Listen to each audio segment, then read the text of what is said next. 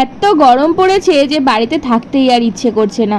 সন্ধেবেলা হতে না হতেই তমসাদিকে নিয়ে বেরিয়ে গেছিলাম। তো হ্যালো এভরিওয়ান, কেমন আছো সবাই? তো এখানে আমি আর তমসাদি যাচ্ছি, সাথে আরও আছে, তারা পেছনে আছে মনীষা আর গয়াদা।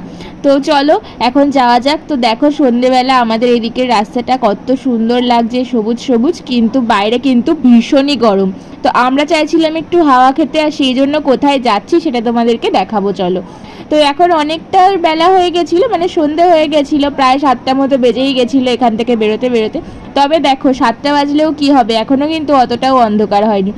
আর দেখো আমাদের শ্রীরামপুর ইউনাইটেডের মাঠে কিন্তু বসেছে সার্কাস। আমাদেরও আসার কথা ছিল, কিন্তু শুনলাম নাকি অতটাও কিন্তু ভালো হচ্ছে না, তাই জন্য আমরা গেলাম না। তো এখানে আমরা পৌঁছে গেছি। কোথায় হয়েছে গেস করো তো? আরে আমিই বলে দিচ্ছি, এটা হচ্ছে নবদ্বীপ গৌরাঙ্গ সেতু। তার আগেই এখানে চায়ের দোকান রয়েছে, যেখানে আমরা সবাই চা খেতে এসেছি। আর দেখো ওরা কিন্তু এখন আমার সাথে ভিডিও করে করে একদম প্রো হয়ে গেছে, যে ভিডিও অন করলেই ওরা কাপ এগিয়ে নিয়ে চলে এসছে। আমি ভিডিও অফ মানে ভুলে গেলে কি হবে ভিডিও করতে, ওরা কিন্তু ভিডিও করতে একদমই ভোলে না। তাই খাবার জিনিস নিয়ে আমি এখানে ভিডিওটা করে নিলাম, চা খেলাম, আর তারপরে এখন যাচ্ছি গৌরাঙ্গ সেতুর ওপরে। তো চলো, গৌরাঙ্গ সেতুর ওপরে এত সুন্দর হাওয়া দিচ্ছে, তোমাদেরকে কি বলবো। তো চলো এখন যাই, তোমাদেরকেও দেখাবো, তোমাদের সাথেও শেয়ার করব। আর জানো তো এখানে এতটাই ভিড় হয় সন্ধেবেলা যে বলার মতো না।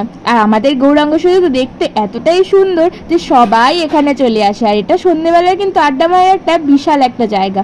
তো এই যে আমি এখানে সবার সাথে ভিডিও করে নিচ্ছিলাম, এই যে মনীষা, তমসাদি আর হচ্ছে গয়াদা, তো সবার সাথে ভিডিও করে নিচ্ছিলাম। গৌরাঙ্গ সেতুতে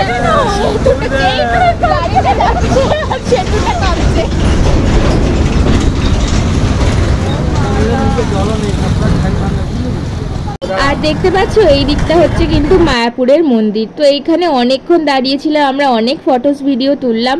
আর এত সুন্দর হাওয়া দিচ্ছিল, মনে হচ্ছিল এখানেই থেকে যাই, বাড়ি আর যাবো না, বাড়িতে যা গরম। কিন্তু অনেক রাত হয়ে যাচ্ছিল, তো তাই জন্য আমরা এবার বেরিয়ে গেছি বাড়ির দিকে যাওয়ার উদ্দেশ্যে।